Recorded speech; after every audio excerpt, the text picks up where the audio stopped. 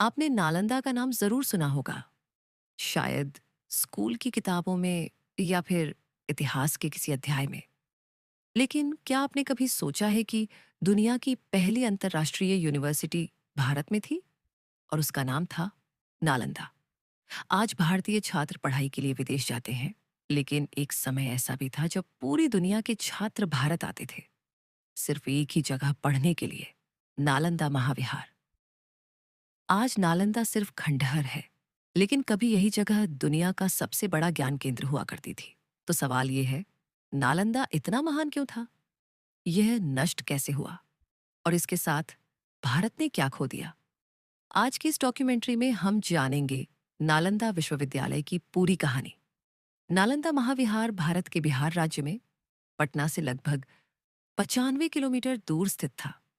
यह कोई साधारण कॉलेज नहीं था, बल्कि दुनिया की पहली रेसिडेंशियल इंटरनेशनल यूनिवर्सिटी थी। ऑक्सफोर्ड यूनिवर्सिटी से लगभग 500 साल पुरानी और यूरोप की सबसे पुरानी यूनिवर्सिटी बोलोनिया से भी पहले। नालंदा का इतिहास लगभग 1500 साल पुराना है और ये करीब 700 वर्षों तक दुनिया का सबसे बड़ा शिक्षा केंद्र बना रहा। नालंदा नाम का अर्थ, नालंदा शब्द संस्कृत से बना है, ना नहीं अल रुकना दास देना, अर्थात ज्ञान का ऐसा दान जो कभी रुकता नहीं। और महाविहार का मतलब एक विशाल आवासीय ज्ञान केंद्र। यानी नालंदा था ऐसा स्थान जहां ज्ञान की धारा कभी नहीं रुकती थी। स्थापना और स्वर्ण युग। नालंदा की स्थापना 5वीं शताब्दी में गुप्त सम्राट कुमारगुप्त प्रथम ने की।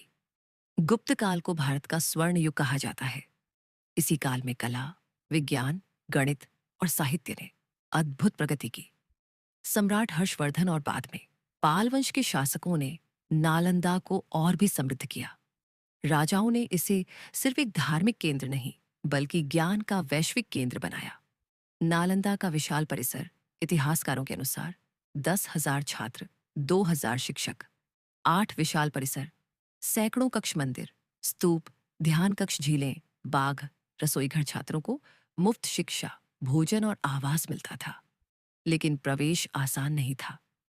प्रवेश परीक्षा। आधुनिक सिस्टम से पहले नालंदा में प्रवेश के लिए कठिन प्रवेश परीक्षा होती थी। सबसे पहले परीक्षा लेता था विश्वविद्यालय का द्वारपाल, जो स्वयं महान विद्वान होता था। चीनी यात्री हुएनसांग सुनसांग लिखते हैं कि द्वारपाल का ज्ञान देखकर वह स्वयं चकित रह गए। इसके बाद प्रोफेसरों द्वारा साक्षात्कार होता था, यानी योग्यता के बिना नालंदा में प्रवेश असंभव था।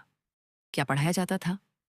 शुरुआत में नालंदा बौद्ध शिक्षा का केंद्र था, लेकिन बाद में यहां पढ़ाए जाने लगे दर्शन शास्त्र, तर्कशास्त्र, आयुर्वेद, गणित, खगोल विज्ञान, व्याकरण, चिकित्सा, वास्तुकला, महान विद्वान जैसे नागार्जुन, आर्यदेव, धर्मकीर्ति, शांतिदेव, वसुबंधु।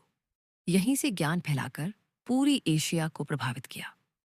नालंदा का सबसे बड़ा खजाना पुस्तकालय। नालंदा का पुस्तकालय धर्मगंज कहलाता था, अर्थ ज्ञान का पर्वत। ये 9 मंजिला इमारत थी, जिसमें 3 भाग थे। रत्नसागर, रत्नोदधि, रत्नरंजन।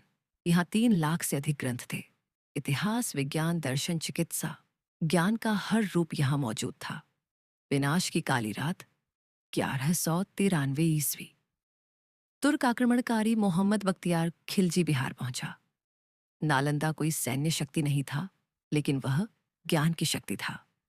खिलजी की सेना ने छात्रों को मार डाला, शिक्षकों की हत्या की, पुस्तकालय जला दिया। कहा जाता है कि पुस्तकालय 3 महीने तक जलता रहा। यह सिर्फ इमारतों का नहीं, सभ्यता का विनाश था। ज्ञान फिर भी बचा। चीनी यात्री हुएनसांग कुछ ग्रंथ बचाकर चीन ले गए। उन्होंने नालंदा पर विस्तृत विवरण लिखा।